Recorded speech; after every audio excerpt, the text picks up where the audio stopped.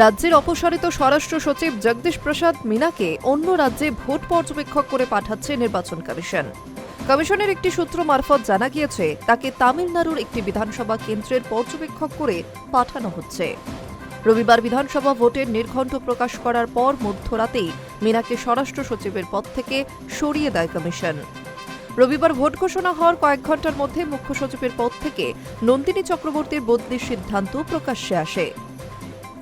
স্বরাষ্ট্র সচিবের দায়িত্ব থেকেও সরিয়ে দেওয়া হয় মিনাকে। নন্দিনীকে সরিয়ে রাজ্যের মুখ্য সচিব পদে দুষ্মন্ত নারিওয়ালাকে নিয়ে এসেছে নির্বাচন কমিশন।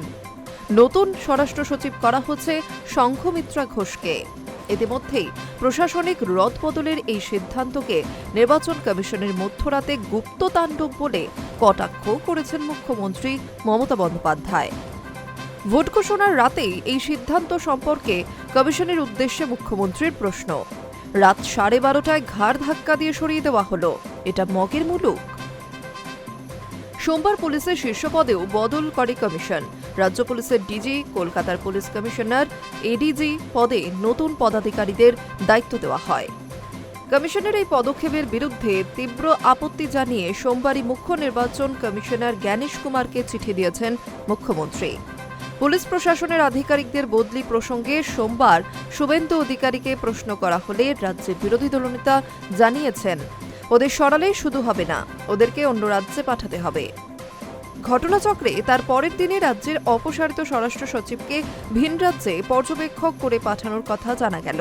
প্রসঙ্গত, অন্য রাজ্যের ভোট পর্যবেক্ষক হিসেবে নিয়োগের জন্য গত ফেব্রুয়ারি মাসেই রাজ্যের 15 জন IAS এবং 10 জন IPS আধিকারিককে দিল্লিতে প্রশিক্ষণ দিয়েছিল নির্বাচন কমিশন। ওই 25 জনের তালিকায় ছিলেন মিনাও। প্রশিক্ষণের জন্য অন্য আধিকারিকদের নাম পাঠিয়েছিল নবান্ন, কিন্তু রাজ্যের বিকল্প নামের প্রস্তাব খারিজ করে দেয় কমিশন। সেই হিসেবে মিনাকে অন্য রাজ্যে পর্যবেক্ষক করে পাঠানোর সিদ্ধান্ত আগেই নিয়ে ফেলেছিল কমিশন। ওই 25 জনের তালিকায় অবশ্য রাজ্যের অপসারিত মুখ্য সচিব নন্দিনীর নাম ছিল না। সেক্ষেত্রে তাকে অন্যত্র ভোটের দায়িত্বে পাঠানোর সম্ভাবনা কম বলেই দাবি করছে কমিশনের সূত্র।